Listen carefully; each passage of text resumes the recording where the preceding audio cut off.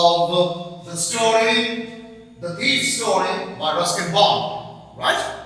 So I'm back again, and now we will do the second part of the story, okay? Now till now, you've seen how this teenager of a thief called Hari Singh, which wasn't his real name, he befriends Anil, who is a very simple and trusting kind of guy who trusts people, and his long-term intention, of course, is to rob Anil.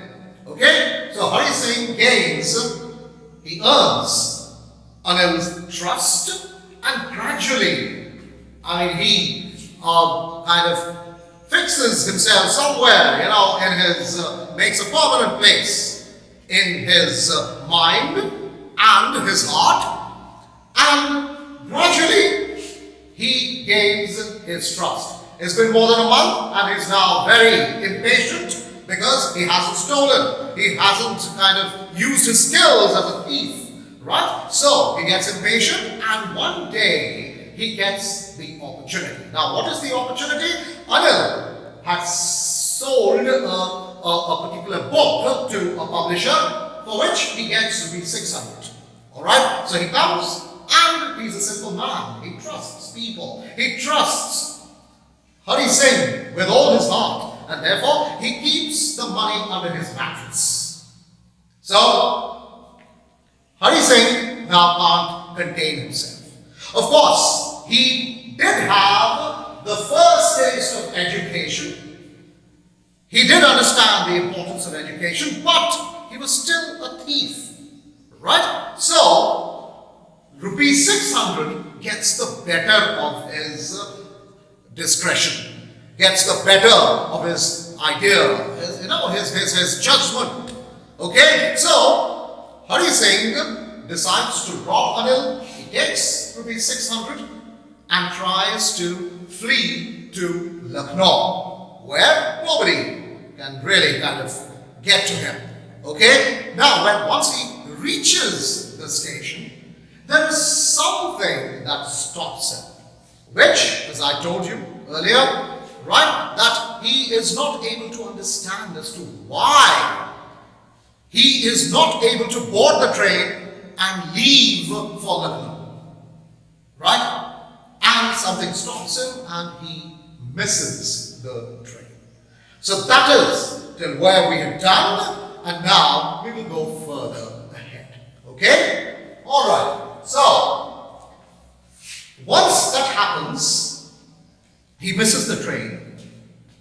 Hari Singh gets, a little uneasy. He really can't make out what is happening to him. Why did he miss the train? He was trying to flee the place. He had already stolen the money, and now there was every possibility that he would land up in jail if he were caught. Correct? So, he strolls around here and there, then he goes through the bazaar, and he goes to an open maidan and sits there on a bench, thinking. Alright? He sits there thinking. Now, when he thinks, there are certain things that come back to him. Now, he says, in a very interesting and a very, very important paragraph, Hari Singh says, in my short career as a thief, I had made a study of men's faces when they had lost their goods. Right? There are different ways in which people react when they lose certain things, when they're robbed. Okay? And he says, the greedy man, for example, the greedy man shows fear.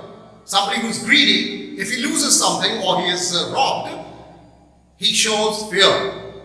Okay? He is scared. And that shows on his face. The rich man shows anger. The rich man always wants more and more. Okay? So he is angry. Why? And how dare somebody steal from me? Okay? So, that way he is angry. The poor man shows acceptance. The poor man always blames his luck, his fate. वो होता है ना कि आप कहते हैं कि किस्मत की बात है, किस्मत की बात है, मेरी किस्मत में यही लिखा हुआ था तो यही हुआ, हमसे किसी ने हमसे चोरी कर लिया. That is acceptance. He accepts his fate. However, here comes the important portion. He says, Hari Singh realizes, but I knew that Anil's face when he discovered the theft, when he would discover that rupees 600 has been stolen, and obviously it was Hari, would show only a touch of sadness. He would neither be scared, he would nor would he be angry, alright? He would simply be sad. And, very important, not for the loss of money. He would be sad for the loss of money. Okay? He would be sad for the loss of trust. What would make him sad is not that he had lost rupees 600. No. He would be sad because he had trusted Hari Singh with all his heart. And it was Hari Singh who had betrayed him. That would make him sad. Okay? So that he realizes. And then, even more important is on the last page of the story, you will see there is a paragraph where Hari Singh thinks. Okay? He analyzes and he says, I had forgotten about education. I had forgotten about everything. In the excitement of the theft. He had forgotten that he could have had a much better life if he stayed with Anil and got education, or would have become an educated man. He would have earned a lot of money and also self-respect. So in the excitement of the theft, trying to steal a little money, trying to steal only rupees 600, he had forgotten what he could have gained in the long run. This is very important. So he says, I knew I could one day earn much more than this. And it was a simple matter to steal. But it was only a simple matter of stealing a little money. What else? Nothing. And sometimes just as simple to be caught. So he says that I could steal a little money, I could get caught, maybe I would have been jailed for a few months, and that's it. I'd have come out again. And then do what? Yes, steal again. So that would have been his life. Stealing, going to jail, coming out of jail, stealing again, and landing up in jail again. Okay? So that would have been life for him. For Hari Singh. However, but he says, to be a really big man, a clever and respectable man was something else. Right? A clever and respectable man was quite something else. Okay? So, he now realizes that it is far better to go back to Anil and start getting educated. That was the key. As I said, education is the key. So this key, the education being the key, is a realization that comes to Hari Singh. And the moment this realization comes, you know that Hari Singh has already transformed into somebody quite different, absolutely different, and he will never go back, to stealing again. Because once the realization comes, you will never be the same again. Okay? So, he says that I should go back to Anil and I should start afresh. Okay? So, now, once he realizes that, Hari returns to Anil. Hari returned to Anil's house and quietly, remember it was raining, it was, there was a drizzle, a slight soft rain. So the notes that he had kept in his pocket were soaked. Okay, they got wet. So he did not mind, he simply took the notes, alright, and kept it at the same place. He kept it under Anil's mattress. Alright? Now the next morning when he got up, Anil, he was quite surprised that Anil, instead of he making the tea, the morning tea, it was Anil who had made the morning tea, right? And Anil came up to him and handed him over a 50 rupee note. Now remember, this 50 rupee note was one of the notes that Hari had stolen, right? They were all in 50s. All 600 rupees were in 50s. Okay? So, this was one of the notes. So, one of the notes Anil takes and hands it over to Hari Singh and says, look, I've sold a book. So now I have money and I'll be able to give you a real salary from now on. Now comes the turning point. As I told you, there's a twist in the tale. What is the twist? The twist is that Anil knows the truth. But now how does Hari Singh know? Hari Singh को कैसे पता चलता है कि अनिल जान चुका है सच्चाई को जान चुका है? ये हरि सिंह को कैसे पता चलता है? When he touches the note that Anil gives him, when he touches the note, he finds that the note is still wet. It is still damp.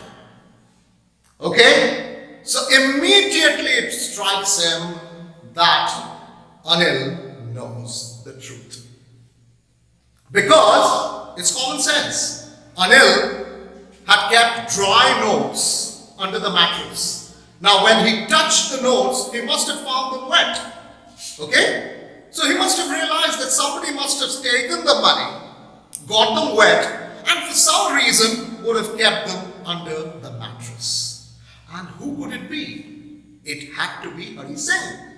और कौन ले सकता था पैसा? उसके घर से सिर्फ और सिर्फ हरि सिंह ही पैसे चुरा सकता था.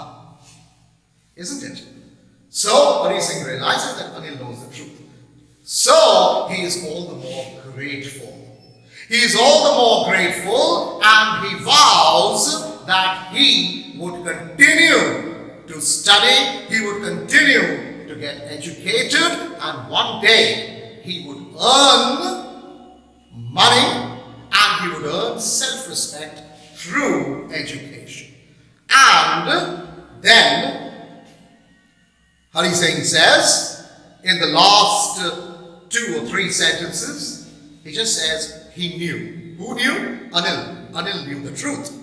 But neither his lips nor his eyes showed anything. This is very, very important. Please remember, Anil could have easily handed over Hari Singh to the police, right? To the cops. He could have easily called the cops and handed him over to them. But why doesn't he do it? Yes, you're right. He doesn't do it because he knows that once he is handed over to the police, he will never be able to transform himself. Hari Singh would be lost, right, in the dark alleys, in the dark lanes of criminals, where the criminals, roam about. So he would never be able to become a good person again. So he is kind enough to forgive Hari Singh because he knew that if Hari Singh is forgiven, one little act of kindness can actually transform him. And that is exactly what happens. Hari Singh realizes Anil's kindness, and it is his gratitude that transforms him. So, here, the last sentence. I smiled at Anil in my most appealing way. But, he always used to smile at Anil, right? Very attractively. but those smiles were fake. They were not real. They were not genuine. Okay? Here comes a very genuine smile, and the smile came by itself without any effort. Because it was gratitude, it was gratefulness that triggered, that brought out that smile. Okay? So, remember, it was the virtue and strength of forgiveness, the good quality and the power of forgiveness that transformed Hari Singh. So the ending of the story, the way the story ends, is very, very significant. This is the major takeaway from the story. What is the takeaway from the story? That the way the story ends is significant. Hari had always given a false smile, isn't it? He had always given a false smile to Anil to flatter him.